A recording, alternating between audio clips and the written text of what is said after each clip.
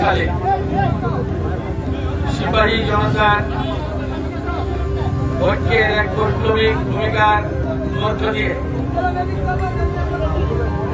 দেশ বিরোধী চক্রান্তের অবসান ঘটেছিল এবং আমাদের প্রিয় নেতা শহীদ প্রেসিডেন্ট জিয়াউর রহমানকে বন্দী অবস্থা থেকে মুক্ত করা হয়েছিল এবং সেদিন দেশের দায়িত্বভার তার উপর অর্পণ করা হয়েছিল। 7ই নভেম্বর বিপ্লব এবং সংহতি দিবস সেই থেকে পালন করে আসছে দেশের মানুষ।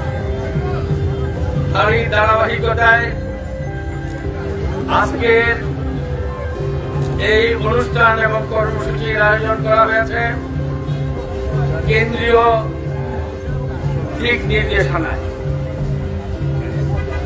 10 দিনব্যাপী কেন্দ্রীয় কর্মসূচির অংশ হিসাবে ইতিমধ্যে 3 তারিখ থেকে কর্মসূচি পালন করে আসা হচ্ছে। আজকে যে কর্মসূচি, এই কর্মসূচি বিএনপির প্রতিষ্ঠাতা, বহুদলীয় গণতন্ত্রের প্রবক্তা,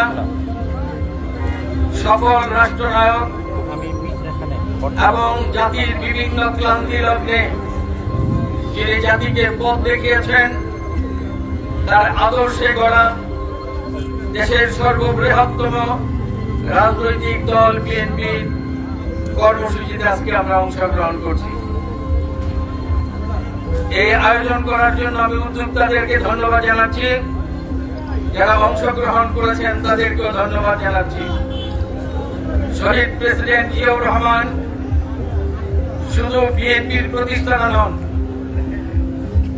শুধু বহুদলীয় গণতন্ত্রের পূর্ণ প্রতিষ্ঠাতা নন, তিনি রাজনৈতিক অঙ্গনে এমন এক আদর্শের বীজ বপন করে গেছেন যা সমগ্র জাতি কৃতজ্ঞতার সাথে আজকে তাকে স্মরণ করে।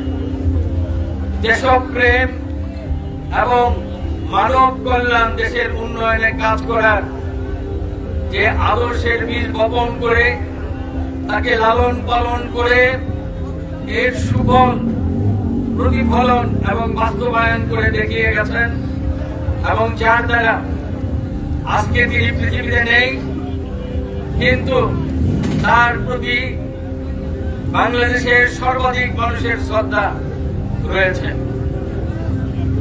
একই ধারাবাহিকতায় আমাদের প্রিয় নেত্রী দেশমাতা দেশনেত্রী বেগম খালেদা জিয়া বিএনপির নেতৃত্ব দিয়ে আন্দোলন সংগ্রাম করে বিএনপিকে আরো সমৃদ্ধশালী করেছেন।